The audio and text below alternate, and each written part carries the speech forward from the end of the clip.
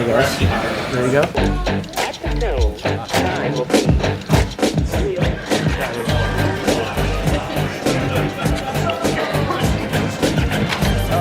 New rules. If you couldn't get into Harvard, get invited through your podcast. Harvard, hello.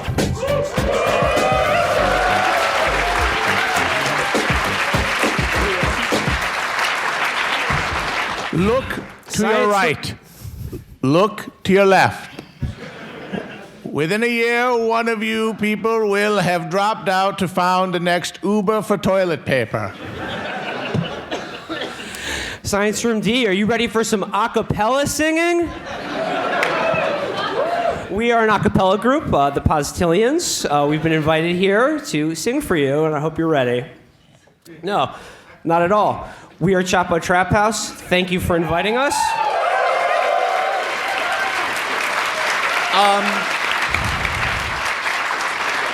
Before we start, we did have a list of rare slurs on the board, and a janitor did come in and finish it. And if you can find that brilliant mind, please tell us.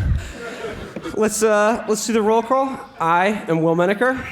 I'm Brendan James. Felix Biederman. Amber Lee Frost.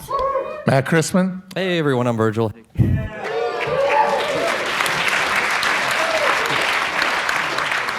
And thank you, all of you for joining us here tonight. We're here to talk about this august institution, Harvard University. We're going to talk about some recent news that's been cropping up about Harvard. We're going to dive into the history. But mainly, we are here to do the official, this is sponsored by the NCAA, it's endorsed by them, and it's legally binding. This is April Madness. We are here to determine once and for all who is the most evil person ever to come out of Harvard. A brief preface on the tourney. The rules are this is anyone associated with Harvard. They can be a faculty member, a former president, Wonk, a medical school, law school, school of government, graduate school, anyone tainted by this institution. But in no way, you people obviously are not evil. You're not included in the bracket. And some of them we think are very clear who's going to win the matchup, and we will decide it.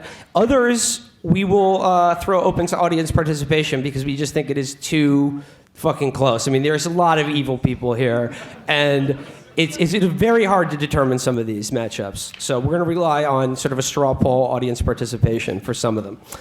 Now, to begin, I'd like to talk about something that's been in the news recently.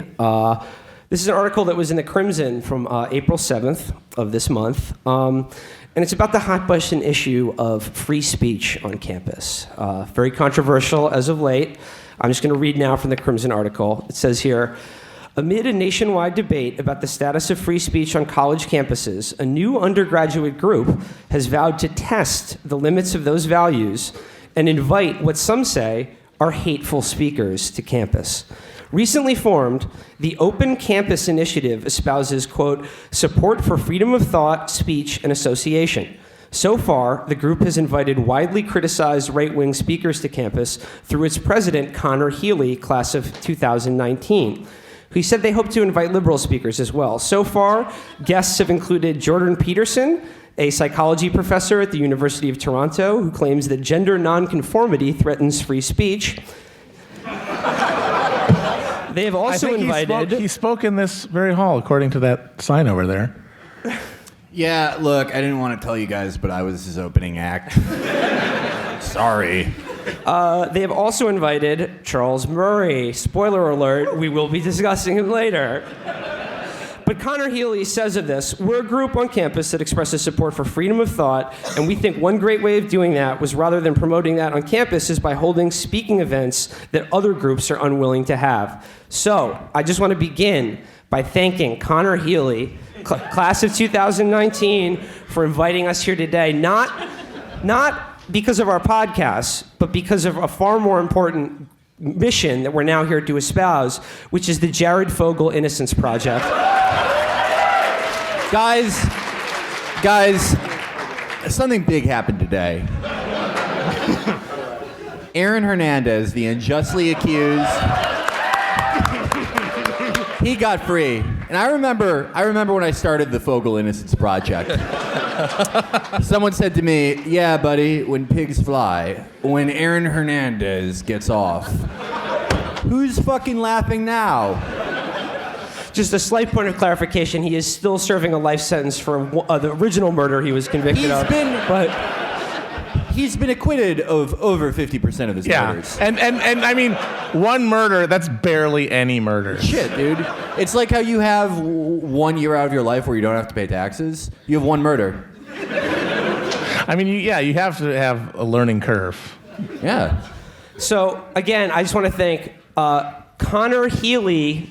That name again, Connor Healy, class of 2019. He actually... For inviting the Jared Fogle Innocence Project to come speak at Harvard when other universities deemed us too controversial. Little known fact, he's actually the scion of the Healy shoe fortune. Connor actually transferred to Harvard from Penn State after an unpleasantness. Guys, if you're interested in what we're doing here at the Fogel Project, and you want to donate, and you want to reach a higher level of membership, if you donate $10,000 a year or more, you are part of the Gary Glitter Society, our highest ring of supporters. So, see me Though after. you can simply do it at a level you can control, the $5 foot long. But, there's another, something else going on currently at Harvard, another figure that's actually not in the bracket, but I think warrants a mention at the top of the show. And I'm going to turn it over to Felix now to talk about this fellow. Guys, in our lives, we meet people that are special, that touch us in a way that, it doesn't matter if we've never met them. It's like people feel this about J.K. Rowling. They feel this about Jared Fogle. They feel this... I feel this about a guy who is at your institution. Now, you guys here, you have something called the Belfort Center. The Belfort Center, you may look at the people they have there. They have their Ash Carters, etc. But then they have a lower rung of people that are named fellows there that don't really do anything. They've never done anything. But you look at it more and you're like, oh, they just seem to be related to powerful tyrants. And they don't seem to research anything or write anything. And this seems to be something where Harvard is just buying influence with powerful people. But you would be cynical and wrong. Because my friend, like the Yellow Wolf song Best Friend, Nawaf Obaid.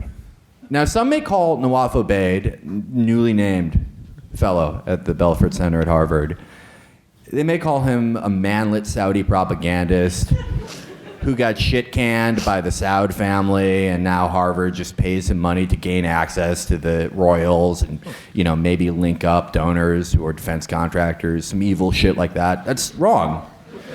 But if you see Nawaf, just, tell him you're familiar with his works. Tell him he knows I'm a fan. Tell him I said hi. But he's not in the bracket, but he's a very honorable mention. Honorable mention for an honorable man. My friend, Nawaf Obaid at the Belfort Center. You can run into him anytime here. Going from a current fellow, I think we'd like now to go back in time to some early history of Harvard. Again, these are people not in the bracket, but they warrant a mention. Just imagine these people their jerseys are being raised up to the rafters. These are a couple all-timers, and I'm going to turn it over now to Matt to discuss two of these gentlemen. We just want to give a brief shout out to some people who really set the standards by which everybody on this board has striven to reach. And we're going to start off with a guy like first generation Harvard graduate, a real cornerstone of the institution, Cotton Mather. Obviously it's like, what did he do? He's not that bad compared to a lot of people, but he is the model for the public intellectual, the wonk or academic who advises politicians on how to kill people in a way that, seems the most righteous. His main claim to infamy is that during the Salem witch trials, he sent a letter to the judge advising him that, yeah, you can use spectral evidence. Go ahead, see what happens. Which then led to the deaths of 20 people. And whenever I think of, Jeffrey Goldberg or somebody like that going to the White House and Obama going, what do we do about this intractable Middle Eastern situation that we can't seem to get our heads around? And he just goes, have you tried bombing them? When I just imagine Cotton Mather in the times like that, because he really set the gold standard for what that means in America. And also, even worse crime, frankly, is he was a very significant advocate for smallpox inoculation in Massachusetts Colony, which of course led to hundreds of colonial children becoming obsessed with horse carts and hooping sticks. It was spectrum evidence. Yes, he is spectrum evidence. That's actually why the Opium War started. Their parents had to go to the Near East to retrieve cartoon scrolls for them. And so if we're giving big ups to Cotton as one model of an evil Harvard alum, another model would be a guy who combines two of the greatest strains of Harvard evil graduates, race scientists and guys with goofy-ass names. And I'm referring, of course, to Lothrop Stoddard. That's right, Lothrop Stoddard. The man who is most famous for writing the book, The Rising Tide of Color Against White World Supremacy, which was a nationwide bestseller in the first decade of the 20th century. Available in the Harvard bookstore and gift shop? Yes. He's actually name-dropped in The Great Gatsby as an expert on race science. He also, at one point, debated in 1929 W.E.B. Du Bois on the inferiority of black people. Which makes him not only a horrible race scientist, but also, even worse, a debate pedant. He also spent time in Nazi Germany at the end of his life. He was a journalist there where he wrote glowingly of the Nazi forced sterilization program. At one point, arguing in favor of the courts that were administering it by saying the legislation was, quote, being administered with strict regard for its provisions, and if anything, judgments were too conservative. And the law was weeding out the worst strains in the Germanic stock in a scientific and truly humanitarian way. So another great tradition that Harvard has carried on, humanitarian intervention. And if you do get a chance, look him up. I have to say that were I not miscegenated with lesser blood, would. Most attractive race scientist you've ever going to see. Wow, looks like the tolerant left finally showed up. He's one of the few guys who made those giant early 20th century mustaches work. It's true. They pulled it off. Yeah. And speaking of Nazis, Yeah. We're now going to turn it over to Virgil, who is going to clue us in on the saga of one Ernst Hanfstaengl.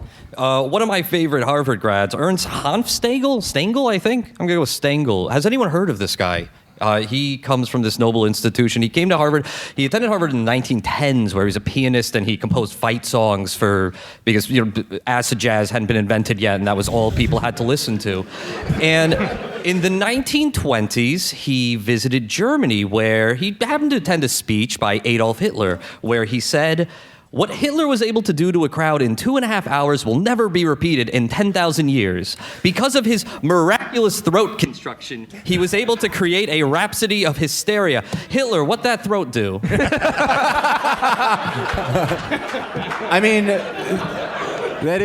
That is how Hitler got the nickname Superhead. He inculcated himself with Hitler's inner circle by playing Harvard fight songs, which Hitler loved. this is my Not a joke, fight by the way. song. From his Wait a book. minute, I'm sorry. Das ist mein Kampflied. From, I think, Hanfstaengl's book, Hitler was fairly shouting with enthusiasm. "That is it, Hans Stangl. That is what we need for the movement. Marvelous." And he pranced up and down the room like a drum majorette. Putzi wrote marches for the Fuhrer, including one that took the cheer, "Harvard, Harvard, rah, rah, rah," and turned it into the infamous Sig Heil, Sig Heil. Yo, Adolf, it's your cousin, Marvin Hitler. You know that new struggle you've been looking for? Well, listen to this. Ew. If you don't hear this drop, this is not a real Coulter Conf exclusive. That's Bismarck, God damn it. They were Even- the same guy. That's one of my historical theories.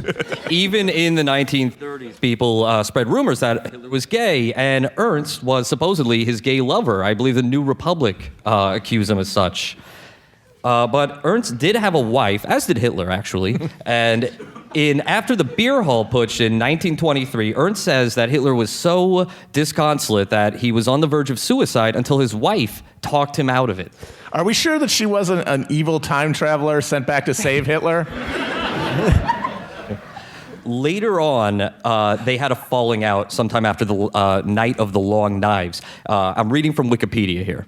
In 1937, Hans Stangl received orders to parachute into an area held by the nationalist side of the Spanish Civil War to assist in negotiations. While on board the plane, he feared a plot on his life and learned more details from the pilot about the mission, who eventually admitted he had been ordered to drop Hans Stangl over Republican-held territory, which would have meant almost certain death. The pilot eventually landed on a small airfield after claiming an engine malfunction following a brief talk, which allowed him to escape. This version of the story was relayed by Speer in his memoirs, who stated that the mission to Spain was an elaborate practical joke concocted by Hitler and Goebbels designed to punish him after he displeased the Fuhrer by making adverse comments about the fighting spirit of German soldiers in combat. That's also Trump's plan for Jared Kushner, by the way. So, when people say, like, I don't know, Hitler had some good ideas, they're talking about the TV show Practical Jokers. He invented that. And Hans Stangl fell out with the Fuhrer, came back to the United States. In 1974, he attended his 65th Harvard reunion, where he regaled the Harvard University band about the authors of various Harvard fight songs. His relationship to Hitler went unmentioned. Person who traveled the farthest amount of distance to be here tonight. Person who has collaborated with the most amount of world historical mass murderers. Ernst, it's you. So, can you believe that? You must have heard the Harvard fight song many times before, but did you originally know that the title was "I'm Gay for Hitler"? So every time you're cheering at a Harvard sporting event or feeling any kind of pride about the institution, that was originally what it was supposed to inspire. So, what do you say, guys? That's the preface. You want to get into this dang tournament? Let's do it. All right, let's do it. Before we do, we're gonna play you in. We're gonna play you in with Sig Heil Fair Harvard. I'm Gay for Hitler. Remix. Okay. There we go. All right.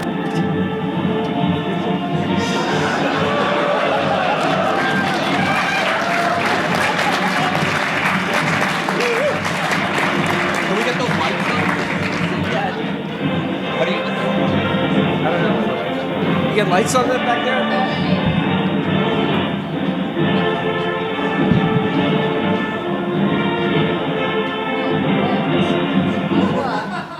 Well, So yeah, welcome to the Thundering Dullard Hour. all right, let's kick off this tournament. We'll see what happens. But like I said, we have 4 regions. The first of which is the war criminal region. There are, again, this is sort of like, we didn't go with the full 64. This is a 32 person tournament. It would just be too long with 64. Look, this is not, I want to stress, this is not a completist version of all of the evil people that came out of Harvard. We'd simply be here too long. Oh, yeah, dude. Hero. Hey, Iglesias. Yeah, some of these names may look familiar to you. Some of these people will be maybe known to you personally. Maybe you're in their dorm room right now. You're gonna go home. Okay, So to kick off the war, there are 8 seeds in each region. And to kick off the war criminal region, we're going with a guy. I mean, this is the Duke, really. This is a perennial all-star. This is the overall number 1 seed, let's be honest. Overall number 1 seed in this bracket, Henry Kissinger.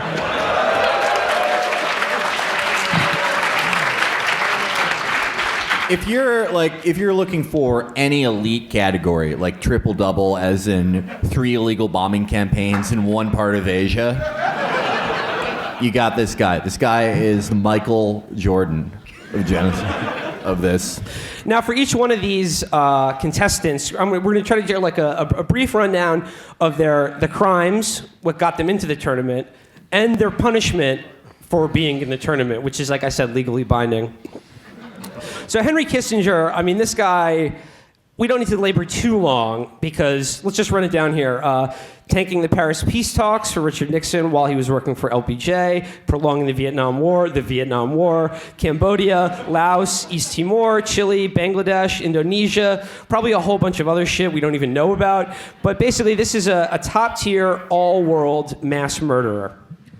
And as far as his punishment, this one is actually the most difficult one to come up with because we couldn't think of anything really witty. So let's just say eaten by a pack of starving dogs, maybe kicked out of a helicopter into a volcano, or just looking like he does now, maybe.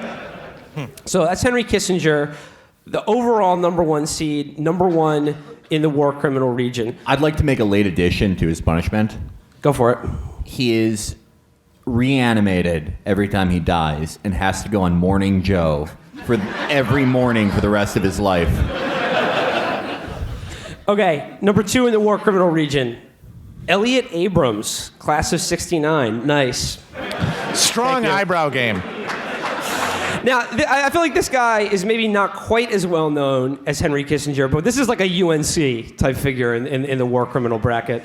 Crimes include aiding and abetting genocidal death squads in Nicaragua, El Salvador, Guatemala, also involved in Iran-Contra. He basically never went away, came back in 2002, was in the George W. Bush administration, and tried to pull off a coup against the government of Venezuela in 2002.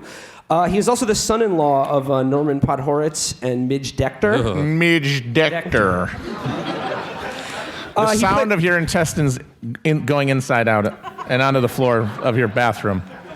Midge Decter. Yeah. The thing about him is that he is really, not that flashy, but he's like a Hank Aaron type guy.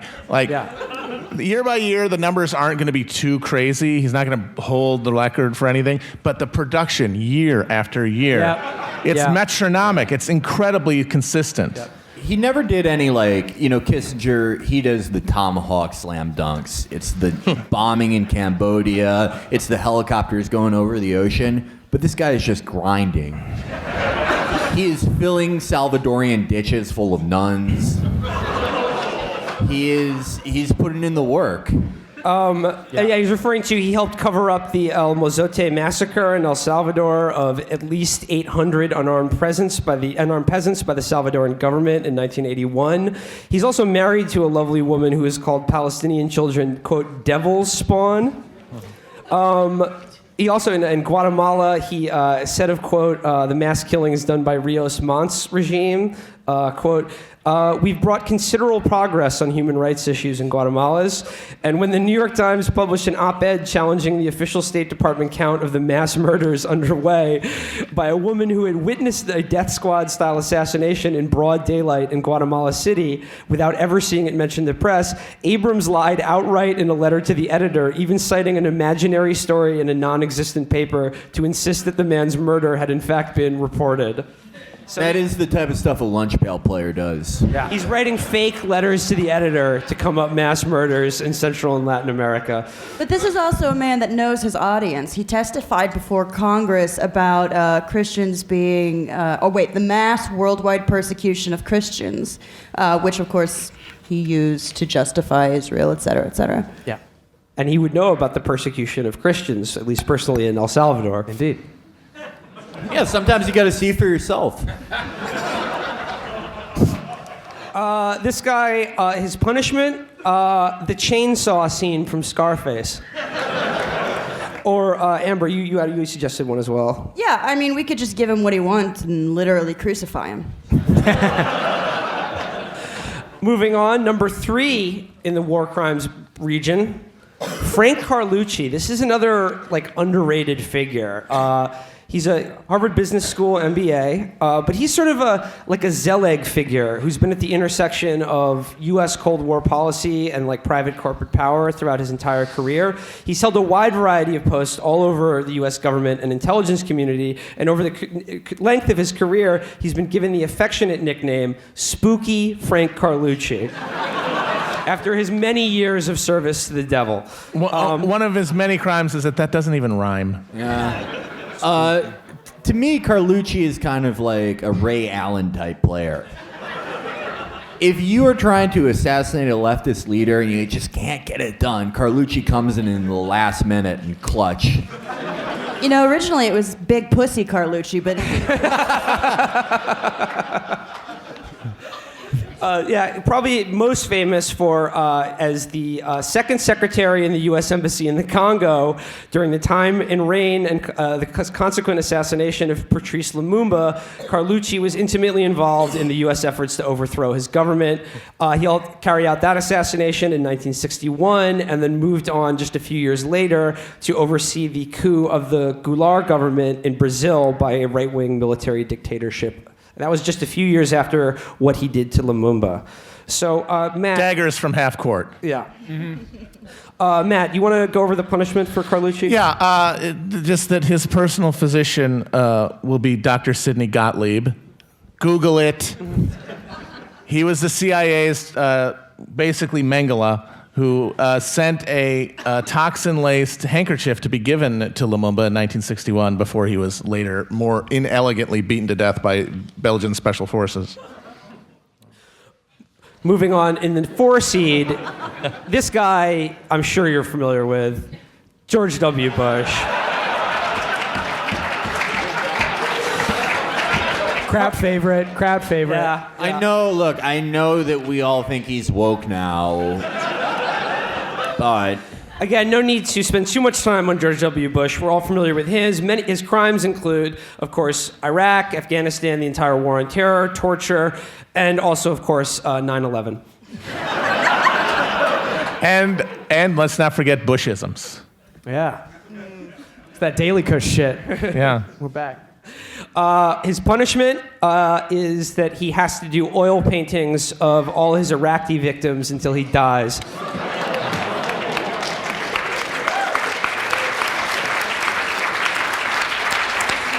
In the number 5 spot, Barack Obama. What? Why are you laughing? Why? I don't get why that picture's funny. Our friend Sid gave us these pictures. I hear he just wears that every day now that he's not president anymore. He finally gets to be comfortable. it's comfortable.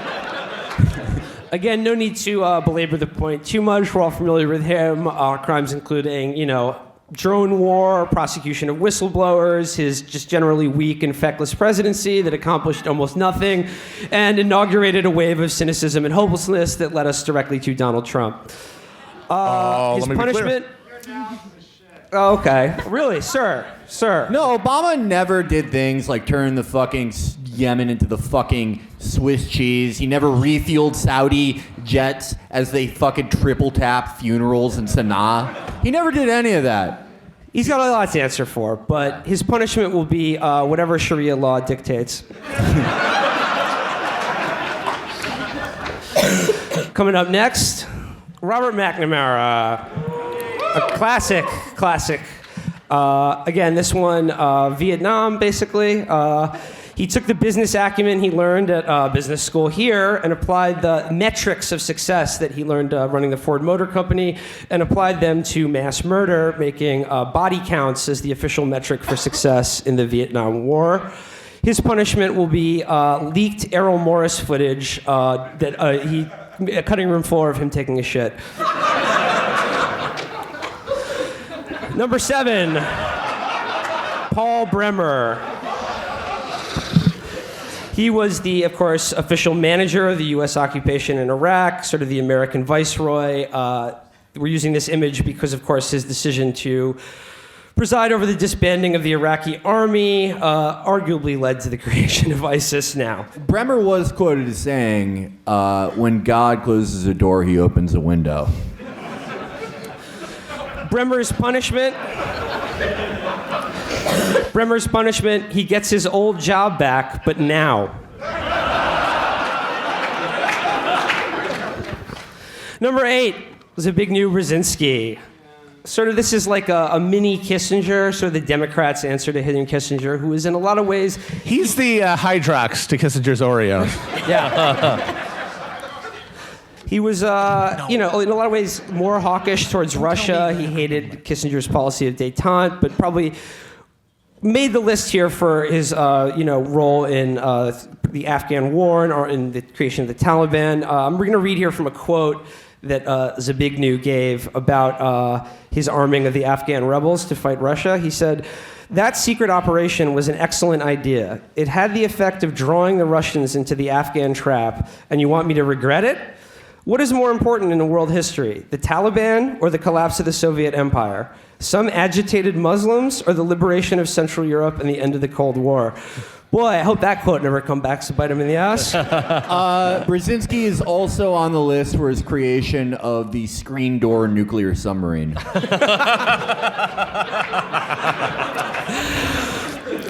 Zabignew's punishment, a daughter that marries Joe Scarborough.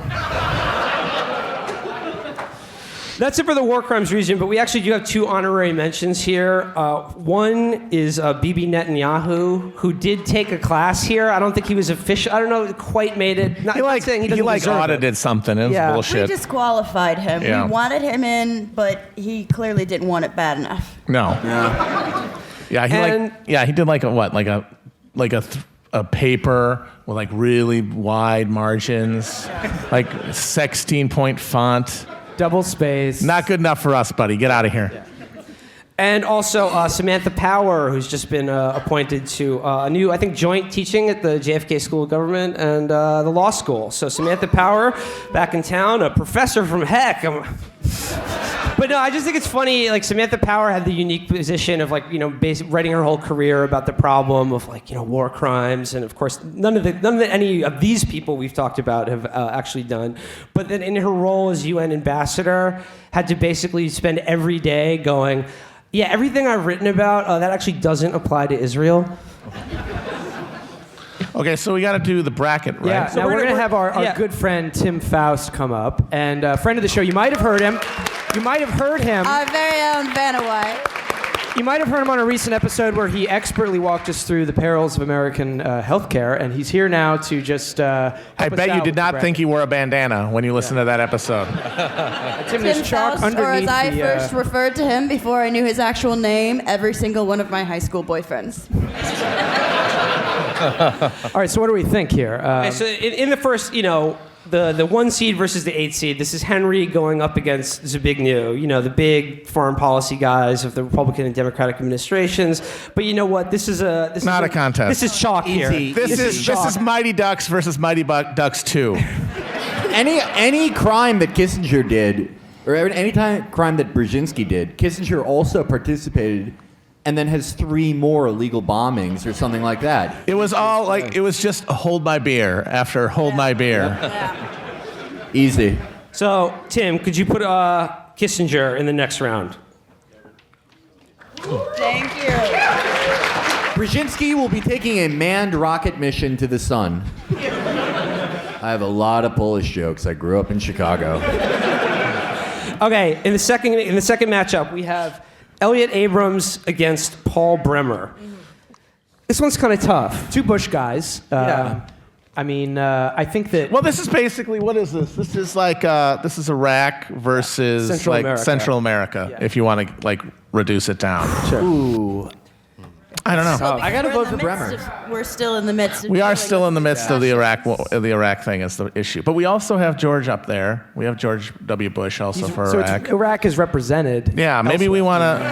And the thing is, and here's the real thing, Abrams was in fucking Iraq too. I know, that's what I'm He saying. was like, literally, when the Sunni insurgency started, he was knocking on the door of the White House going, have you tried death squads? Yeah. Do we want to toss this one up? See. What do you guys say? Yeah. All right. Let's hear it. Okay, We'll so do a round everyone, of applause. hands up for Elliot Abrams. Okay. All right. Wow. Bremer. Paul Bremer. That's close, but you got to give it to Abrams. Close, It's Abrams. close, but that's more chalk. A lot of Ron Contra fans in the audience. Very good taste. All right. Okay. Next up, Frank Carlucci versus Robert McNamara. See, this seems like it's pretty clear. I think You need McNamara. Yeah, it's McNamara. But Carlucci is such a flashy player. Like he does. Yeah, look, McNamara. He may not have the numbers. He may. That's That's true. a good point. That's a good point. All the more reason to put him up there. Yeah. All right. All right. Here we go. Beautiful. Bush All right, versus now Obama. this is the one. This is the matchup we've all been waiting for. A couple of two-term titans here. Our last two American presidents, George W. Bush versus Barack Obama. Literally, our Now, last two American presidents.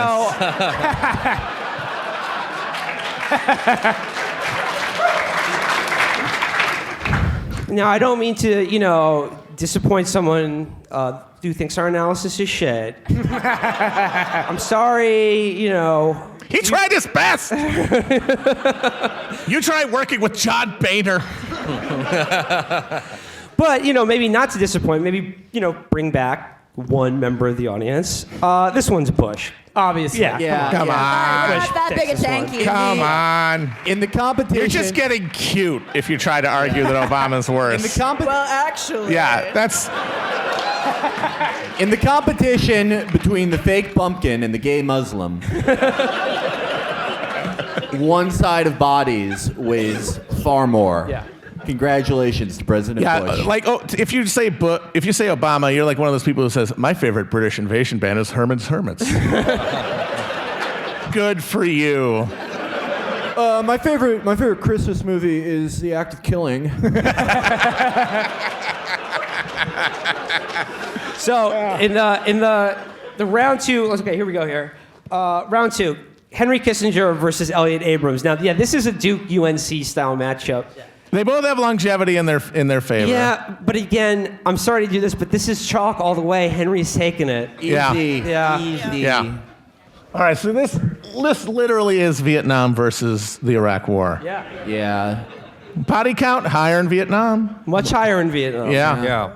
But body count, But- should that be but- the only metric? Well, by McNamara's stance, he should win. Yeah. But the Iraq War is still ongoing nightmare. So is Afghanistan. That's true. yeah. Again, it's W. Yeah, it's probably got to be. Yeah. Yeah. So in the final round Ripping of over his dick into greatness. the To final think, round, a guy for whom Harvard was his safety school after he was rejected by the University of Texas Law School. That's true. I'm sorry, it was. Deal with it. All right, should we throw up this last one to a vote? I mean, this is tough, but Yeah. I mean, like at this stage of the tournament, everyone deserves it. I think we should. At this point, I think we should throw it up to the audience. Yeah. Okay. So let's see. All right, let's see a show of hands for Henry taking this bracket. Oh God! Don't even vote again. Yeah. Winner by Career acclaim. player. Landslide, dude. This, yeah. Yeah. Okay. We bring Powerhouse. Kissinger on there. Tim's writing is so fancy and. All right, that's one down. That's one down. Yep. That actually is how Kissinger signs his stuff, is with a little heart on the eye. It's really out of That's character. also how W signs his stuff. Moving on to region number 2, the robber baron / political dynasty region. This is a good one.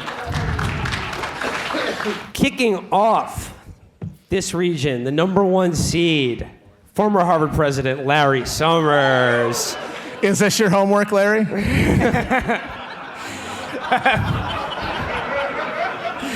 This Did is a girl guy, do this homework for you, Larry? This is a guy who, in his various guises as like chief economist of the Clinton or Obama administrations or the World Bank or whatever, is a guy whose economic policies are so bad he very well could be included in the war criminal region. But it wouldn't be fair not to keep him out of Yeah, this it wouldn't be one. fair to the real hardcore war criminals who got up every day to do war criminal crimes on purpose. Lunch On pail purpose. war criminals. Yeah. You don't get credit for accidental war crimes. No. But of course, he helped loot the Russian economy after the collapse of the Soviet Union, presiding over the single greatest drop in life expectancy for a country since World War II. Oops. And then he packed up and came back to America and did pretty much the same thing here for the Clinton administration, working tirelessly during his years to undermine regulatory controls of our financial markets. He joined Fed Chairman Alan Greenspan and former Treasury Secretary Robert Rubin in basically making the world safe for derivatives trading and laying the foundations for the economic collapse of 2008. Oops. And also did plenty to sabotage any kind of decent policy in his role as Obama's chief economic advisor, counseling Girls against. can't do math. He counseled against finger pointing for in the assigning blame for the financial crisis. I agree. Shit like the Nuremberg trials is just like pointless finger pointing. That was Callie's defense. Look, we can play the blame game. In preparing for this one, though, I came across this memo written by Larry Summers when he was the chief economist for the World Bank that I want to share. This is just one paragraph from this memo that was leaked to environmental groups. Quote, "The demand for a clean environment for aesthetic and health reasons is likely to have a very high income elasticity. The concern over an agent that causes 1 in a million change in the odds of prostate cancer is obviously going to be much higher in a country where people survive to get prostate cancer than in a country where under 5 mortality is 200 per thousand." You convinced me. Yeah. He's talking about outsourcing the poison created by rich countries to poorer ones because they live shorter anyway. Look, different countries have different life expectancies. Well, and we'll that's get okay. there. We'll get to him. We'll get to him later. Hold on. Hold off. Larry's punishment. He has to solve a complex math equation in time to stop a safe from falling on his head. Number 2 in this region, the Kennedys. We're using them all as a unit here. Yep. Oh, this In one's better controversial. times. Oh, wow. Really? That's what offended you? Have you heard Holy of something shit. now? You're just lucky these aren't gifts.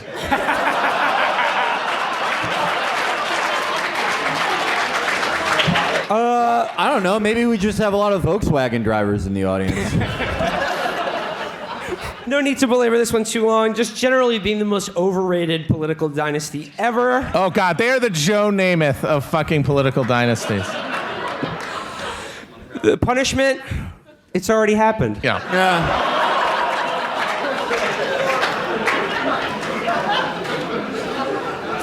Next up, Lloyd Blankfein. You probably know him as the CEO of Goldman Sachs. We know him as the greatest thief in human history, next only to perhaps Barabbas. He is the vampire squid currently sucking off humanity. Wow. I wish. Phrasing. You almost made him sound like a hero.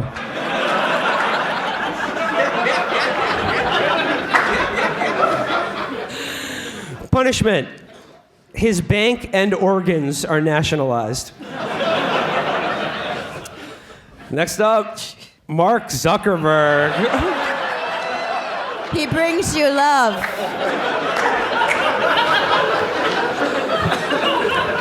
His crimes include Facebook, the fact that he's probably going to be president one day, Yeah. and giving Asperger's a bad name. His punishment, his browser history is made public. Coming up next, Michael Bloomberg. That's from The Onion. We can't take credit for that. That's the joke. Onion.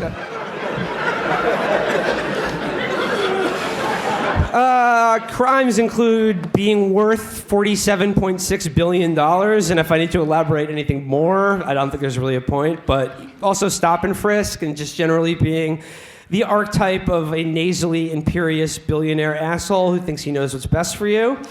The good news about him is that he'll never be president, unlike perhaps Zuckerberg.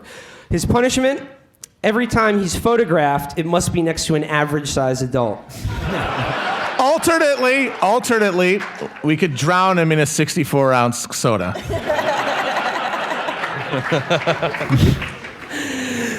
Next up, Bill Gates.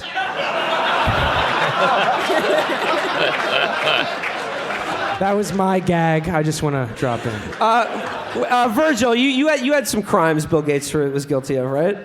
Crimes? He created the greatest operating system that ever in human history. Bill Gates' punishment, he gets cancer and goes to Steve Jobs' juicing doctor.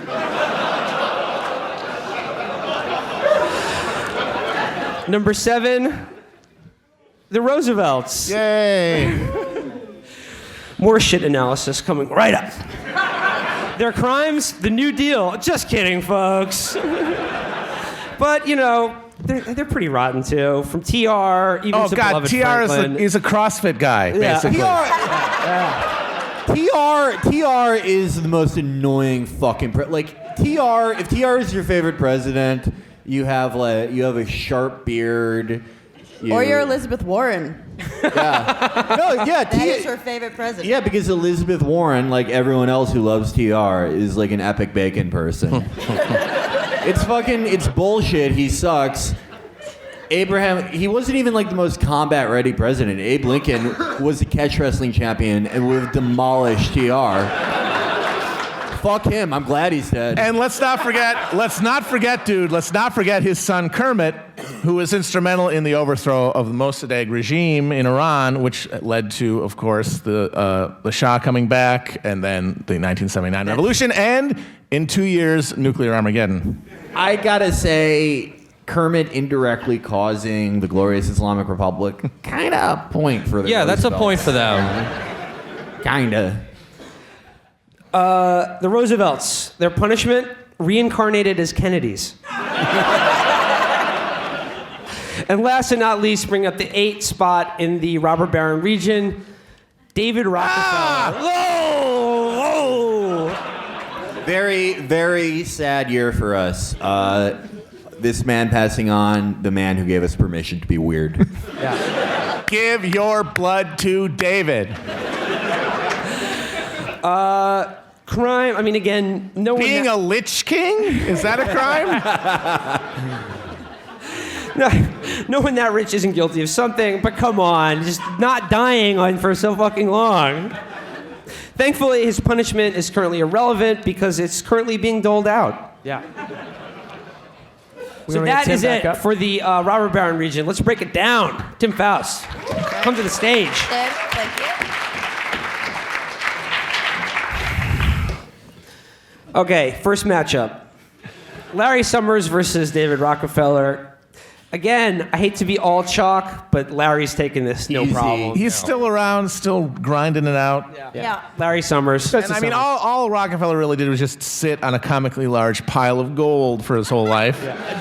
David Rockefeller did do his fair share of evil at Chase Manhattan, but that's like comparing a mass shooter to, you know, like an Apache helicopter blowing up a hospital. Yeah. Yeah, the Apache helicopter is awesome. And we agree, Larry Summers is awesome too. Next, we have a familial showdown. We have the Kennedys versus the Roosevelts, right? Yeah. Easy. Yeah, I gotta go with the Kennedys. Gotta They be the almost Kennedys. caused nuclear World War III. They've caused more deaths than the Tsarnaevs. You know, in giving this to the Kennedys, I don't think we should also acknowledge the ones that are still around, like Patrick Kennedy, who's currently leading the anti-marijuana crusade, which he started after he got blacked out on Ambien and drove his car into the divider in front of Congress. Okay, you judge, but whom among us? Yes, but then you don't say, weed should be illegal. There's also RFK Jr., who in his anti-vaccination campaign is destroying the future market for podcasts. We literally saw RFK on a bus ad for a law firm, like a personal injury firm. Yeah, you like. No, not his. Like Murphy and Murphy, some like random bunch of guys. Like, has your child get vaccinated? Oh, yeah. Does he love trains? So, like, whenever you read it, You hear it in the Joe Quimby voice? Yeah, of course. All right, this is another Clash of the Titans. Lloyd Blankfein versus Bill Gates. Yeah, Yeah, it's tough because like Gates, I think, gets underrated because of his bullshit fake charity work. But I mean, come on, Blankfein is a real Dracula. And he does basically make policies, especially for healthcare in Africa. Yeah, But and he's intent on doing population control in the third world. Is he in charge of the globalists? He smells like sulfur, folks. You ever get up close to that Bill Gates? You ever get up close to Bill Gates? Smells like sulfur. He's got flies all over him. Read the documents, folks. Just read them. I've read them.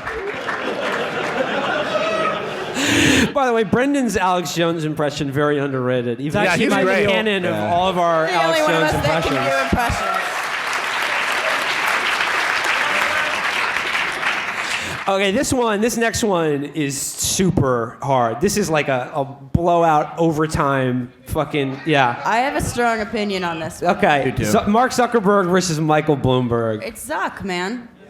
Yeah, Zuck. Okay. Zuckerberg. Okay.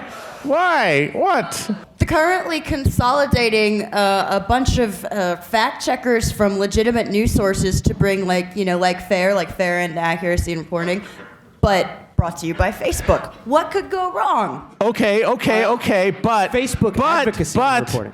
If it wasn't for him, how would you find out that your stepsister wanted to play Candy Crush with you? Yeah, I mean, you would never know that your cousin hates fake people.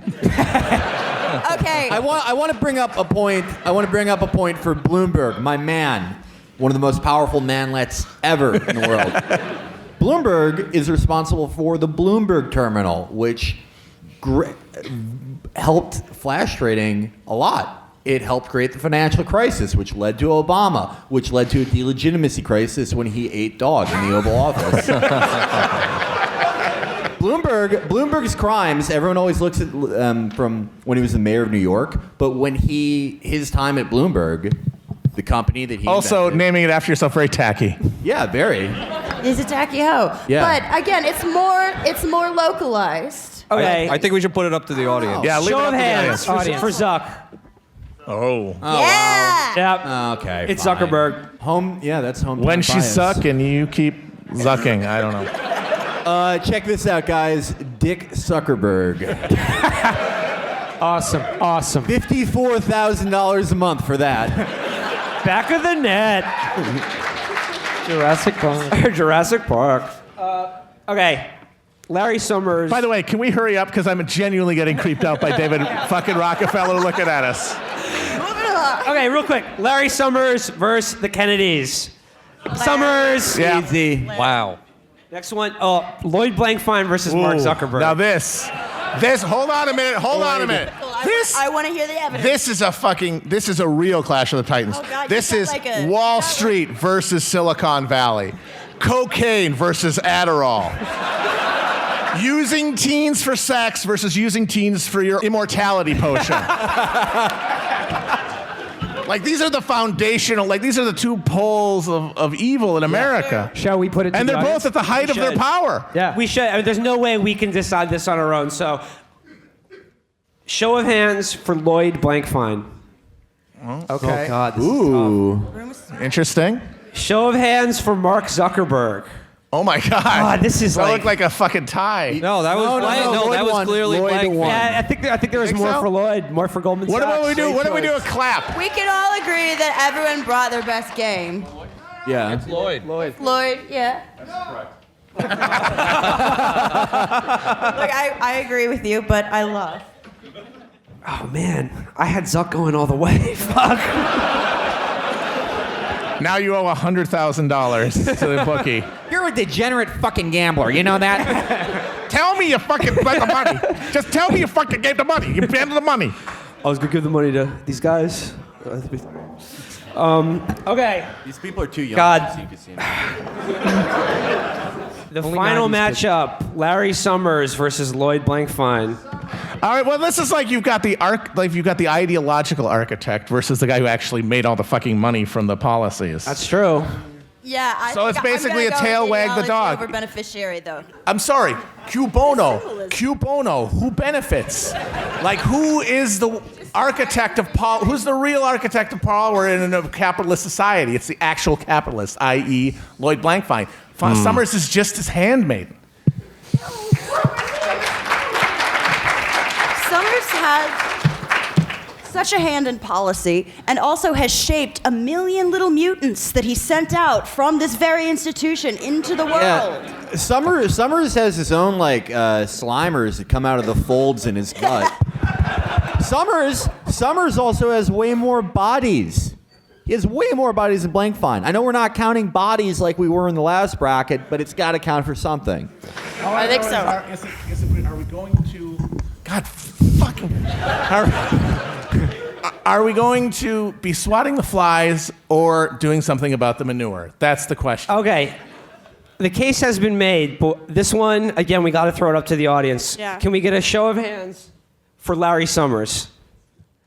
Can we get a show of hands for Lloyd Blankfein? Fuck. Ooh. Yeah. I think it's Lloyd. Did that look like Lloyd to you guys? Looked like a tie to me. We got, round of applause, maybe? Okay. Round of applause. Okay. Yeah, we're gonna. Okay. Noise meter. Make some noise up in this piece for Larry Summers. Now let me hear it for you, boy. Let me hear it from my boy, Lloyd Blankfein. Wow. All right. The people have spoken. Democracy. Very good work. And that is officially an upset. Wow. That's our first number one seed getting knocked off. Wild stuff. All right. Right. Woo. Next up, the next region, the Wonk Pundit region. I don't know. Leading this one off in the number one seed, we mentioned him already. Charles Murray, class of '65. Now, his crimes now probably most famous for popularizing bogus race science in his book, The Bell Curve. Perhaps lesser known is that his career began in a secret Pentagon counterinsurgency program in rural Thailand during the Vietnam War. This was a program that took anthropologists from America, and the stated purpose of which was to apply counterinsurgency strategies tested in rural Thailand to America's own restive inner cities and minority populations. Later, in a New York Times profile, we have mentioned this before on the show, but I'm going to do it again because it's too good. He bragged about his time in Thailand, saying of the time he spent there. He tells, I'm quoting from the New York Times. What then took place in Bangkok? Quite a lot, it seems, since his friends from those days still tell tales of Murray's barroom antics, one that he nostalgically repeats. Murray explained that he and a Peace Corps friend once sat for 12 hours at a place called the Patpong Terrace interviewing bar girls as they returned from their liaisons, taking all sorts of intimate notes about who did what that I don't care to repeat, Murray said. Murray also makes clear that he did more than take notes, though he theatrically objects to hearing the women described as prostitutes. Don't use that word, he says. They were women of the evening, courtesans. We liked them, and they liked us. In a lot of places, you had to woo the ladies, he continues. It involves money on the man's part, yes, but it also involves consensual relations. So he was really the first PUA.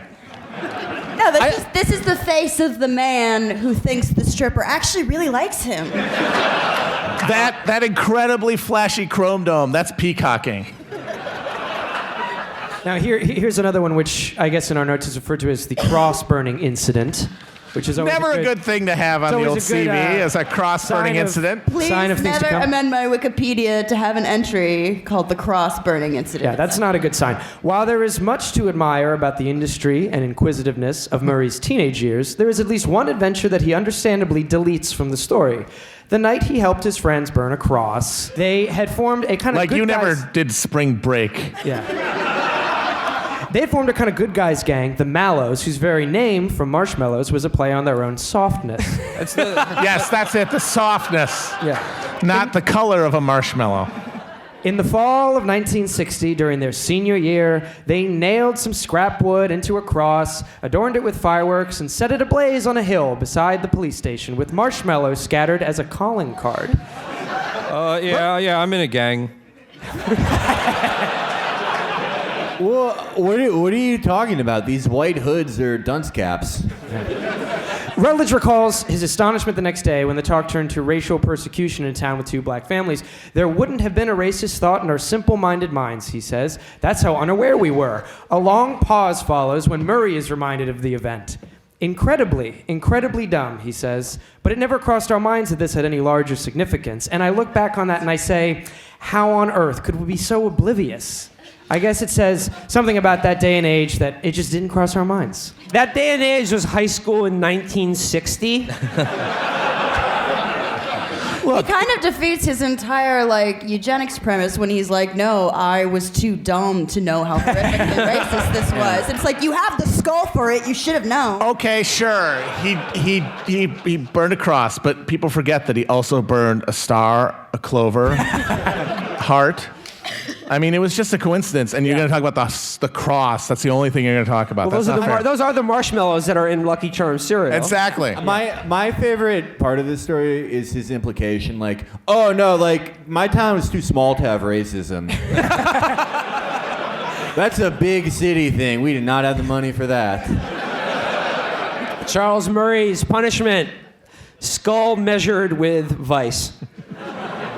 Next up, number 2. Bill Kristol. Ooh. His crimes, just being an Iraq war boosting shithead who refuses to go away or die, generally being the smuggest prick alive, currently advocating for war in Syria and Iran. This guy just won't fucking go away. However, I would like to relate one story germane to Bill Kristol and this institution. This comes courtesy of the historian Ira Katz-Nelson. He says, I remember in the late 1990s, Ira Katz-Nelson, of course, is at Columbia, he came to give a guest lecture at Harvard. He described the lunch he had with Irving Kristol during the first Bush administration. The talk turned to William Kristol, then Dan Quayle's chief of staff, about how he got his start in politics. Irving recalled how he talked to his friend Harvey Mansfield at Harvard. Now, Harvey actually didn't make is he still a professor here? How many people have taken his class on how to be an alpha male? That is the name of the class, right? The Art of Manliness? What is it? I don't know. The alphabet, isn't that a Maddox book? The Alphabet of Manliness? That's a lot cheaper to go into Harvard. Just buy the book. Harvey Mansfield could be on this list, but he's on this list via Bill Kristol. Okay, so Irving talked to Harvey Mansfield at Harvard, who secured William a place there as both an undergrad and graduate student. How he talked to Pat Moynihan, then Nixon's domestic policy advisor, and got William an internship at the White House, how he talked to friends at the RNC and secured a job for William after he got his Harvard PhD, and how he arranged with still more friends for William to teach at Penn and the Kennedy School of Government. With that, Professor Katz-Nelson recalled, he asked Irving what he thought of affirmative action. I oppose it, Irving replied. It subverts meritocracy. Bill Kristol's punishment: dropped from a stealth bomber onto an Iranian centrifuge. Number 3, Niall Ferguson, the Lawrence A. Tisch Professor of History. No more? He's at Stanford now? Oh, fuck. Well, he used to be the Lawrence A. Tisch, so close enough. His crimes are writing a series of atrocious history books, the sole purpose of which is to portray the many Holocausts of the British Empire as right and proper, and just generally being just fucking and stuff. I can't look at a photo of this guy or hear him talk without just wanting to fucking rip my eyes out. I'm quoting now from Niall's most recent 2-volume biography of Henry Kissinger. And by the way, when your number 1 powerhouse seat, Henry Kissinger's personally chosen biographer, that should be a good indication. This is what Niall writes. Arguments that focus on the loss of life in strategically marginal countries, and there is no other way of describing Argentina, Bangladesh, Cambodia, Chile, Cyprus, and East Timor, must be tested against this question. How, in each case, would an alternate decision have affected U.S. relations with strategically important countries like the Soviet Union, China, and the other major Western European powers? The U.S. won the Cold War, which means that the burden of proof is on critics to show how different policies would have produced better results. If that isn't enough for you, imagine his voice saying this sentence. How then are we to explain the visceral hostility that the name Henry Kissinger arouses? I believe his answer to that question, from what I read of the book, was they hate him because they ain't him. Yeah. Honestly, that's what he says. It's like, look, the man was a sexual dynamo and a world-bestriding colossus, and haters are just going to hate. I mean, Kissinger was known for the secret bombing of the back walls. People always say, you say you never see me at the club. Well, I never see you in Paris ruining peace talks and killing hundreds of thousands more Vietnamese people. Niall's punishment. Amber, you had a good punishment for Niall. It was having to read one of his books. I suggested that he would be reincarnated as an Indian peasant living under the Raj, but both are equally bad. Next up, Bill O'Reilly. Yep. Bill O'Reilly. His crimes include driving an entire generation of old people insane through his TV show and endless series of books, but also all the sex crimes he did. He is the reason that you cannot have a conversation with your grandfather at Thanksgiving. Again, Bill O'Reilly's too much in the news right now. We all know him, so I'm going to move along quickly to his punishment. Virgil, do you remember which one we had for this? Yeah, Al Sharpton takes him to the real Harlem restaurant that isn't nice or middle class. Next up, Matt Iglesias, class of 2003.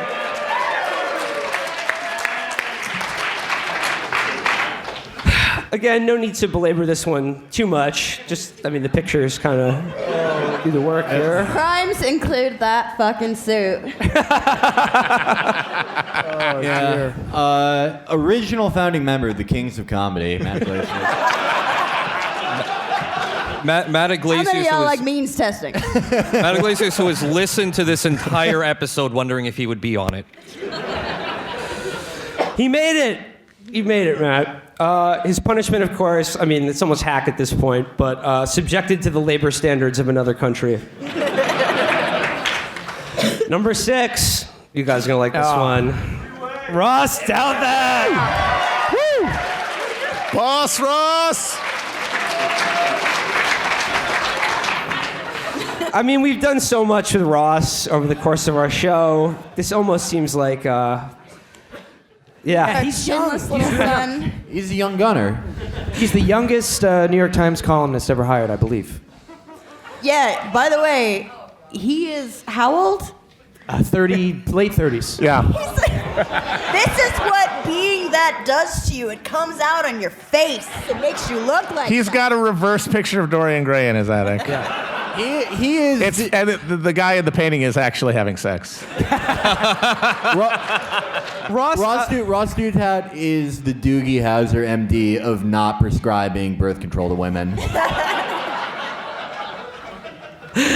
Ross skipped the handsome part of Orson Welles' career and just went straight... He's been at the Paul Masson wine level for a long time now. Brendan, let's run that shit back. This is from the Crimson, I believe. It's an article written about him at Harvard's own paper. When Ross G. Douthat tells you that he hopes to become one of the world's most prominent writers, you get a sense that he just might. He says, coming to Harvard, I now have a new sense of the power and success that is at our fingertips. I know I will be one of the 25 richest writers of the future, he says. Douthat He probably is. He probably makes $60,000. Well, we talked about this. Yeah. Douthat recalls that his reputation in high school was as, quote, the guy who people could always count on for a political debate on abortion. Big man on campus. You know that guy.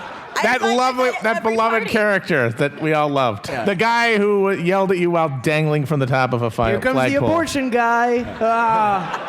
He's such a goof. His muffled cries from inside the locker were hilarious to all of us. Yeah.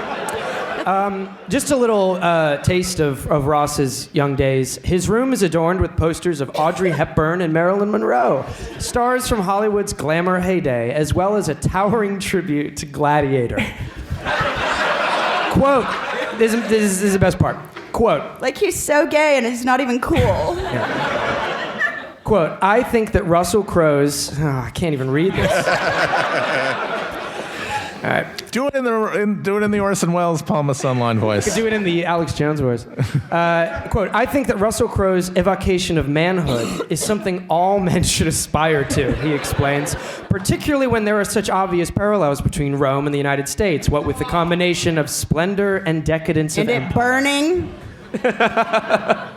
And as I think Matt and I, we talked about, like, decadence, fair enough, but splendor, Splendor, come on. I don't know about America's splendor. Have you been to Golden Corral lately? Yeah. And then this is actually from a column he wrote as like I think the Salient, the Harvard Salient. which is the conservative paper. And this is just a little snippet from that. He writes, if I really wanted to offend Harvard Asians, he just imagine he's. I'm picking up in the middle, so he's in the middle of a. Wait a minute, isn't that the title of one of OJ's books? We're not in church yet. I might sit down and write an article in which I was, a tad critical of the Asian community. For instance, I might suggest that there was, let's say, a slight trend toward ethnic self-segregation or a slight proclivity for the sciences over the humanities among Asian Americans. And I might, if I were so inclined, in parentheses, not that anyone would be, get downright nasty and suggest that a large chunk of these self-segregated math and science types are self-absorbed, clannish, and downright weird. We always joked that this sounds like something that someone from Deadwood would say. Steve the Drunk. Steve the Drunk would say this. The clannish Celestials. Ross's punishment, of course, is being forced to relive the Chunky Reese Witherspoon incident. I think I would like to add he would have to hear about every single one of my sluttiest weekends. Next up, Josh Barrow. Class of 04.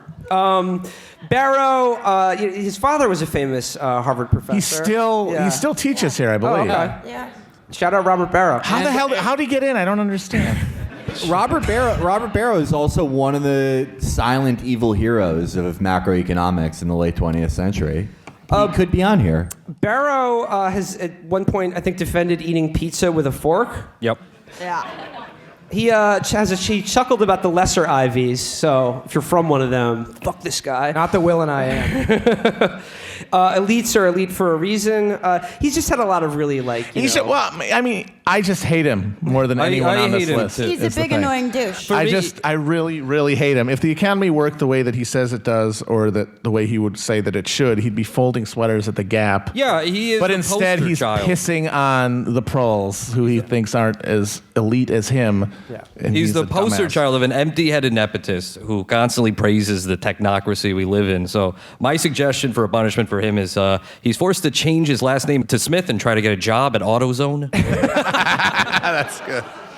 That's very good. And last but not least, in the 8th spot, oldie but a goodie, William Bennett, Reagan's former Anybody Secretary remember of him? Education. Yeah. Yeah. He is a blast from the past because he is really an obsolete figure. He was sort of the house ideologue for the Reagan era ideology of Christian fundamentalism married with the free market, which is kind of falling apart now.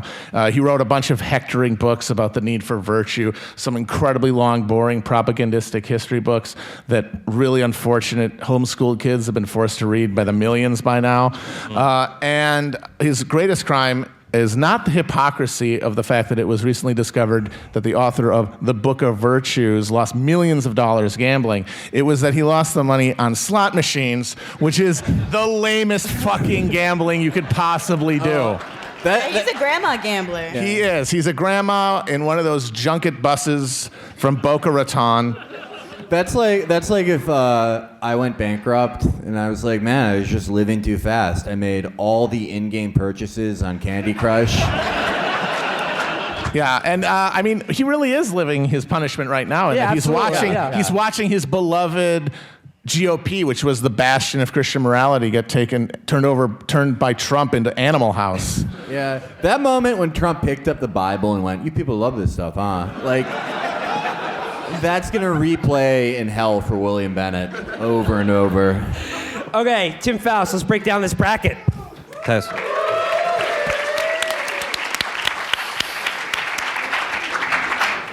All right. All right, the first one, again, sadly, this is more chalk. William Bennett, nobody gives a shit about him anymore. Whereas Charles Murray, people are punching each other on college campuses over him. Charles Murray, hands down. Yep. No question. Murray, not just for his crimes, but for his longevity. Yeah. Next one, sorry, this is more chalk. Steamrolled. Yeah, Barrow's annoying, but like he's not even like a tenth as evil as Bill Kristol. But if it was between Bill Kristol and Sparrow, that would pizza be, chain? Yeah, that Yeah, would actually that be would much be more tough. difficult. Sparrow has probably killed more people than Bill Kristol. Yeah, to be honest. Yeah. All right, this is kind of tough. Well, it's a favorite versus a true contender. I mean, Yeah, okay. This one's really tough. I would go with Ferguson. For sure. Yeah. Yeah, what do you think of I that? don't think we can let our parental love cloud our judgment here. No, Yeah. it's Ferguson. It's Niall Ferguson. Fuck, my mic is fucked. Just for that voice, god damn it. I mean, Ferguson essentially writes Holocaust revisionism just under a different empire. That happened on my. What? Next up, It's the. It's, oh, thanks. Bill O'Reilly versus Matt Iglesias. No, I mean, Iglesias is annoying, but O'Reilly is actually like a monster. predator. I would make an argument for Iggy, though, because he has, in fact, what? Shh. sort of normalized really horrifying policies for liberals, or had a hand in that. Yes, but O'Reilly has made literally every white person over 60 insane. Look, That's way more people, and way more of them vote. took shitty people. Way more of them and vote. pushed them shittier, but I think Iggy has dragged maybe people that could have been amenable to better politics into absolute shit garbage ideas. I think they were just looking for. Shush. I think they're always on the lookout for justifications for the awfulness they want to do anyway. I think Eagly is just like filling the hole. Should we He's let just the- filling. I think We we should should- leave it to the audience. Yeah, we I need to, think. like- What do you guys think? Okay, can we get a show of hands for Matt Iglesias? Okay, Bill O'Reilly. I mean, he's been in the We news got a lot of abstainers more here. Nobody recently. voted. Yeah. And by the way, for everyone who thinks that Bill O'Reilly is such a bad guy because you've been reading all these news stories about them, I know he just went on vacation, but did you know that he invited all of his female employees to go to his beach house with him for a surprise vacation? And everyone thinks that he's such a rich guy with a lavish lifestyle. It's very small digs, and he's invited all the women to just be in one room with him.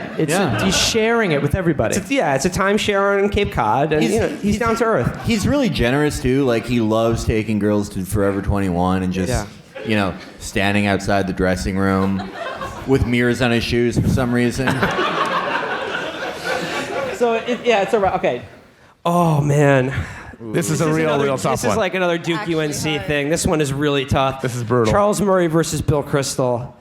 I'm gonna say I can't even make an argument either or. I mean, you're basically talking foreign policy versus domestic policy. Yeah. She gets so stuck every time. I gotta say, Crystal, you can indirectly connect him to more bodies than you can connect Murray to indirectly to more bodies. Yeah, But- there's less of a direct You know what? connection with Murray. Yeah. I'm gonna. All right. Should we? Yeah, we gotta audience throw it this out to one's the too fucking audience. hard. Okay. All right. For Charles Murray, show of hands. Okay. Ooh. Bill Kristol. Bill Kristol. Okay. I think that's It's Bill. overwhelming. Yeah, I think it's Kristol. Yeah. I mean, it was close, but Bill's gonna take it. Crystal. We should have said measure your skulls for Charles Murray. Yeah, we should really weight the votes after taking phrenology charts. Are there any Hibernians in the audience? You only get half a vote. Okay. Niall Ferguson versus Bill O'Reilly. Again, I can't. This is, again, more domestic versus... Yeah.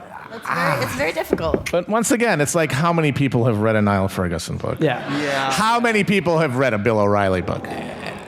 Well, no one in here. I've got a hand in the back. He's like the Velvet Underground, though. The stuff that came It's from like it was only actually 1,000. had more influence. Only 1,000 people bought his book, but every one of them started a war. Yeah. He's the fucking Velvet Underground. Yep. It's O'Reilly. Come on, we know. Well, let's Wait, vote. no, I Let's think vote. this guy has Let's let got him up. All right, Leave it to the people. All right, show of hands for Niall Ferguson. Wow. I mean, but all, He actually taught here, though. I mean, Bill O'Reilly. Bill O'Reilly? Okay, there we go. Here we go. Celebrity, wins every time. Oh man. God. Bill on Bill. The Battle of the Bills. Both should be butchered. Whoa, zing. Okay. I'm gonna lay out the logic here for me at least. Is that similar to the Murray face-off? Yeah. Just get a head start. Hold that thought. Similar to the Murray That's face-off. why he's the best, folks. Yeah. Tim Faust. Is that, yes, Crystal obviously connected with a whole load of horrible foreign policy shit that cost people a lot of lives. But like Murray, O'Reilly, I think, is more directly like putting his finger on the brains of people that assigns him a greater responsibility than Crystal, who is a cheerleader, but maybe not like a sole like world historical influence on yeah. people. I mean, Here's they were. the thing. I mean, you had presidents reading the New York Times every day. I think you can argue. Okay, my grandparents. Yeah, Bill O'Reilly made them assholes, but they don't have power over anything. Yeah, but now Trump watches O'Reilly every night. So, like, the grandpa has now become the president. Maybe at one point Crystal could have swayed, but O'Reilly and Fox News, they just have so much more reach and power. I have to make the case for Bill Kristol, and I'm going to tell you why. I'm going to cheat a little bit. This is my case for Bill Kristol. Look at that. Look at his fucking smug, dumb face. Yeah. Yeah. Also, Look at the way he's just Advocate putting his position, finger yeah. cocked on his head quizzically. Look at that. This is emotionalism. This Yeah. isn't And he's rigorous asleep, argumentation. He still has that same face. His eyes are just closed. Yep. All right, we got to throw it to the audience again, I think. Okay, can we get a show of hands for Bill Kristol? Oh, we know it. Okay. Show of hands Bill for Bill O'Reilly? O'Reilly. All right. Okay. I mean, I think you're wrong. but Yeah. all right. I mean, at the end of the day, Democracy's a sham. at the end of the day, Hey, who in this room got into Harvard? Them or you? at the end of the day, William Crystal Not only helped expecting this. assault a country. O'Reilly, every woman at News Corp.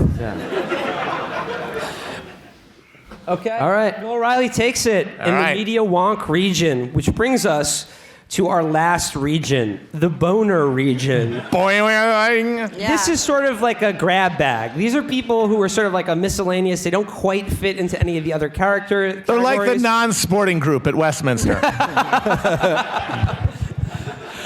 Leading off the boner region in the number one spot, Alan Dershowitz. It's the Dersh. By the way, anything we say about him, he cannot sue us for because we have retained him as counsel. He's a really good lawyer. Yeah, and also I eat pizza with Dersh all the time. Allegedly. No, that's You not, allegedly eat we're gonna pizza. Get, okay, we have to be careful here. He's notoriously litigious. Yeah. His crimes are, of course, dedicating his life to helping rich men kill their wives under the guise of defending our constitutional liberties and the right to a fair trial. Generally, I mean, like all the Israel stuff too is, he's just like generally a chief apologist for like everything Israel does for America. I just want to make clear though, these are his crimes. What is not his crime though, and I want to be very clear about this, not a crime. This is not why he's in here. Anything he may or may not have done on the private plane of his good friend Jeffrey Epstein. Yeah. Other people have alleged that Jeffrey was just running a teenage prostitution ring with his private island and plane. Dersh denies this, and I believe him. Yeah, I mean, look, people said that the name of the plane was the Lolita Express, but since when was it a crime to like a book? Yeah. The man's a reader. Witch hunt. So anything said about what Alan did or did not do on Jeffrey Epstein's plane is complete hearsay. It's not admissible, and more importantly, we can't be sued for bringing it up. Mm-hmm. Because we didn't. Yep. Alan's punishment. Klaus von Bülow is made his live-in nurse and carefully administers all of his home health care. Google it. Come on, people. Number 2, Natalie Portman.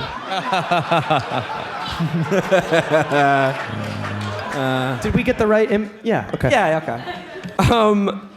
Crime, I mean, okay, like, look, She's not really evil. This is the miscellaneous, but she is certainly overrated as an actress.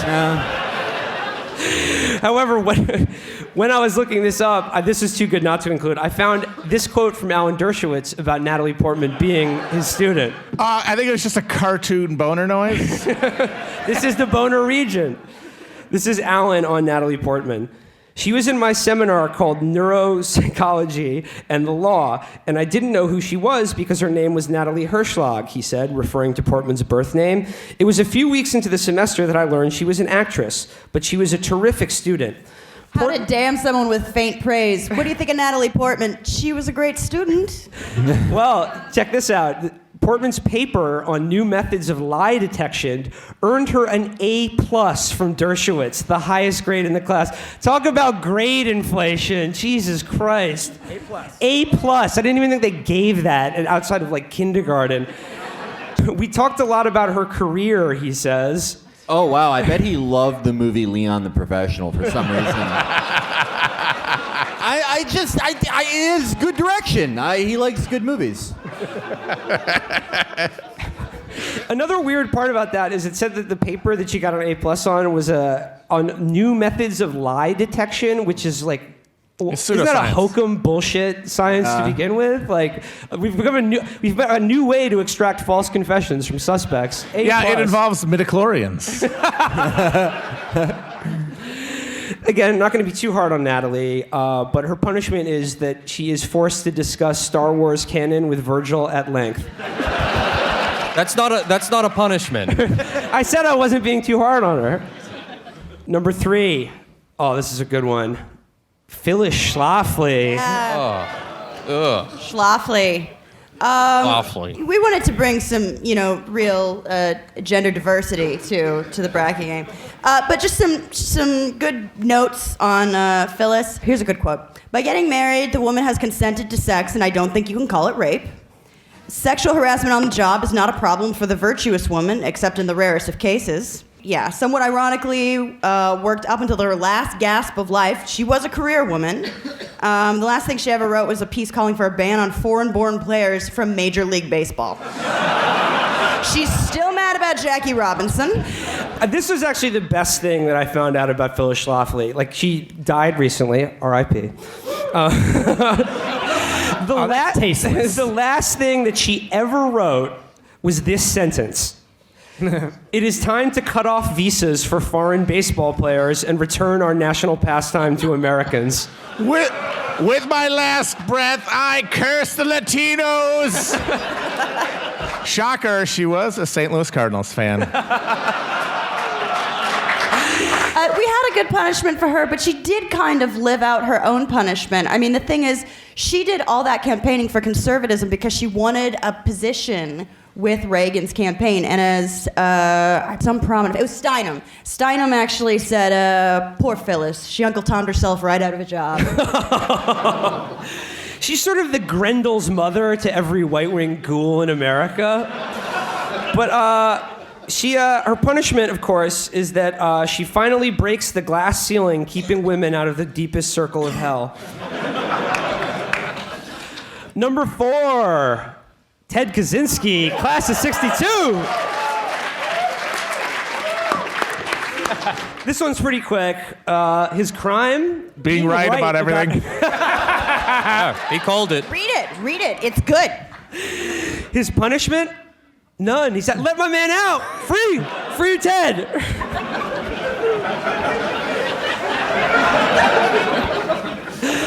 Number 5, Andy Borowitz. Crimes. I'm just going to read a few of them right now. Putin angrily resigns from Trump's re-election campaign.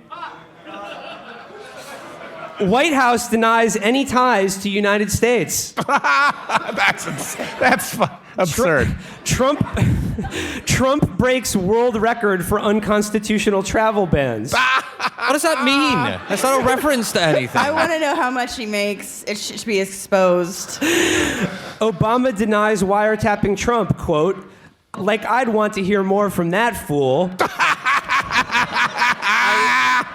I had to go to the bathroom, but I sprinted back mid-piss because this is my biggest comedic influence. Just two more. Trump orders all White House phones covered in tinfoil. And last but not least, FBI to special order a pair of tiny handcuffs. Hey,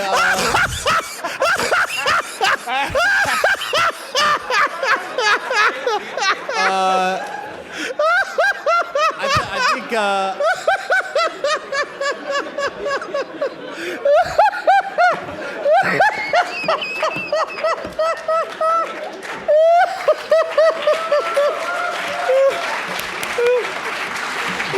The Smilex gas is being piped into Science Hall D at the moment. Pardon, man. Andy's punishment is having his parents and older relatives share our tweets with him by email and Facebook. It's got something funny. You'd love it. It's political and it's comedy. That's what you do. Trump signs up for Fox fake news. The handcuffs were tiny because Trump has small hands. Before Matt has a stroke. Moving on. Sheryl Sandberg, class of 91. Again, I don't want to, lean too hard on this one. Again, the crime is Facebook. And the quote here, it says, if you're offered a seat on a rocket ship, don't ask what seat, just get on. No! Who does that? No! I'm not getting on. Well, yeah, no, Virgil, you say that, but this quote was referring to the Challenger. Yeah, she said that to Christine McCall, if I remember. Again, it's Facebook and just generally the sort of whole Lean in brand of feminism, lean in that whole feminism. We don't nightmare, need to yeah. belabor the point Being too much. my ex. Her punishment, having her empathy chip activated. Number 7, Amy Bishop, class of 93. Yeah. Does anyone know who this person is? Cut. Okay. Cool. Amy's crime was killing 3 and wounding 3 more in a shooting at the University of Alabama, Huntsville. Charged with 1 count of capital murder and 3 counts of attempted murder. She pled guilty to the charges to avoid the death penalty. But like Ted, she's an outlier in this entire bracket in that she's, with him, the only person actually to be punished for her crimes. Yeah. So anything further would be unnecessary. Yeah. Finally, rounding out the Boner region and the entire tournament in the 8th spot. You already know. You know who it is. You know who it is. You know who it is. It's my man Jared Kushner in the.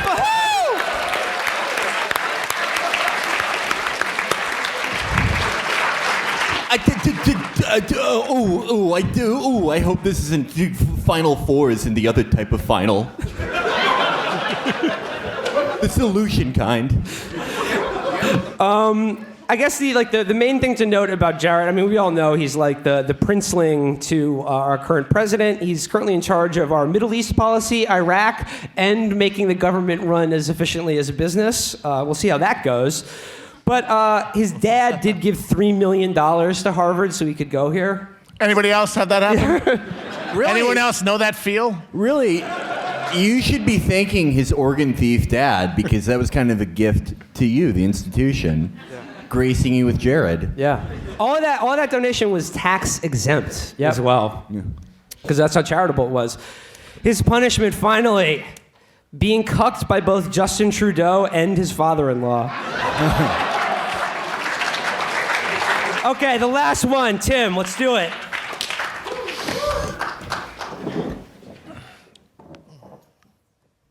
All right, guys, I honestly think we could have a genuine upset This here. really could be. Because, yes, Dershowitz is a parody of a human being, but Jared Kushner basically runs everything right now. He's the most powerful man in America because the president is watching cartoons on the toilet. It should be a vote. I'm still going with Dersh. I would say Dersh. I would say Dersh as well, but let's throw it out. This is all about Who do you want on your team? Do you want a veteran who had a great run, but he's sort of over the hill and you got to pay a lot for a contract for him? Or do you want to take a flyer on a cheap draft pick with incredibly high upside? This motherfucker could be the end of human civilization. Yeah. You can't say that about Alan Dershowitz. I will say Alan Dershowitz is still in the mix. He recently helped exonerate Sean Spicer for his Holocaust Center comment. It's true. By saying, quote, I'm going to get him a pass on this one, saying, of course, of the Anne Frank Center, it's a very minor institution, and I wouldn't worry too much about what they have to say. That's like a hood pass. Yeah. Dershowitz is just quoted in newspaper articles saying some brutal inanity about Israel. Kushner is someone who actually goes to the fucking Middle East, puts on a bulletproof vest and his fucking boat shoes, and tromps around. Think about this. I say Kushner. Think about this. Jared Kushner, 3 years ago, he was only known as being one of the dumbest men in New York media and real estate, which is already amazing. Now, I'd say at least 1,000 people have died because of him. Think about it. Yeah. I got to go with Kushner. I don't know. Do you want to give it to the audience or what? Yeah. Let's throw up to the vote. Show of hands for the Dersh. Okay. Hell yeah. All right, fuck Boy, it. It's Over the hill, Dersh. Yeah, Ivy the first League, you're big smart. upset of a number one seed. This is a Jared Cinderella knocks story in the off making. Alan Dershowitz.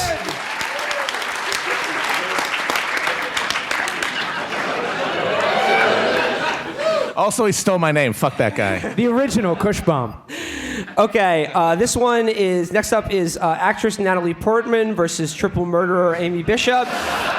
I'm not even going to put this one to a vote. It's Natalie Portman advancing to the next round.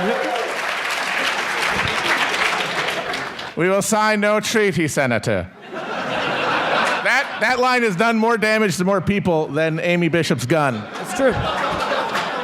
It's true. Next up, Bishop only competing. shot faculty, so it was a victimless crime. True. That's too far. Oh, we got a lot of grad students. Final. This is a sort of a matchup of competing visions of feminism. Yeah. Phyllis Schlafly versus Sarah Schanberg. Sorry, this was this easy. is Schlafly. It's Come chalk. on. It's Schlafly. Schlafly. Even though she's dead, it's still she lives Basically on. lived forever. She lives on. She She lived to be single-handedly ended the 92. ERA. She killed a constitutional amendment. Yeah. Like, yeah, Schanberg just wrote a kind of annoying Screaming book. about Dominicans. Yes. Yeah. Finally, Ted Kaczynski Borowitz. versus Andy Borowitz. Horowitz. It's Borowitz.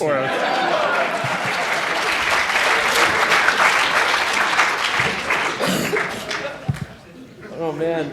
Okay, I did not see this matchup coming. I've got butterflies. Yeah, this is Jared Kushner versus Natalie Portman. I think the same logic applies to Kushner. His ceiling is just so high. He's a player you can dream on. Yeah. You know what? The prequels weren't that bad. I mean, they weren't. I'm sorry, they Let's weren't. not go nuts. Hold on a minute. They weren't. I'm not saying the prequels were not a crime. They were. They're just not as big a crime as the impending war with North Korea.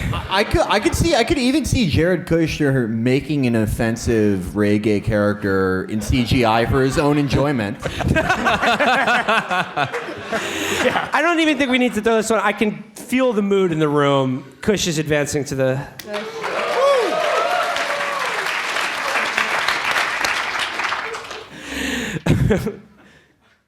Next up, Phyllis Schlafly versus Andy fucking Borowitz. Do we want to do a vote? All right, let's. I want to see a show of hands. Yeah. Phyllis Schlafly. Jesus. Yeah. She killed the. I get it. You're all men. You don't want to look sexist, but for fuck's sake, did you hear those headlines? Andy Borowitz. Schlafly had more. Yep, Schlafly won. Yeah. Oh, Schlafly. Vocal minority for Borowitz, though. I appreciate you. Yeah, they didn't have the numbers, but they had the passion. Yeah. Again, I This don't is even think another classic contest between, Schlafly's track dead, record. though. Track record. Yeah, but it was such a long period. Vote between dead and living, the most classic contest. Yeah, but Yeah. the thing is, Schlafly was the ultimate fail daughter. She could never really get in a position of power because she's like, women should be in the kitchen, and they were like, okay, and she's like, shit, again, every time. Yeah. Kushner is probably going to live longer than Phyllis. What, in the irradiated mole land? Yes. It'd be a heavy jar. The subterranean place from 12 Monkeys that we're all going to be living in 16 months? Phyllis's son gave us Conservapedia, the creepy Wikipedia edited exclusively by Christian homeschool kids. Yeah, it rules. Yeah. All right, we got to throw it to the audience, I think. Okay, yeah. It's Kush. Hands up for Kush. Hell yeah. Hell yeah. Okay, we now have a final four. Woo.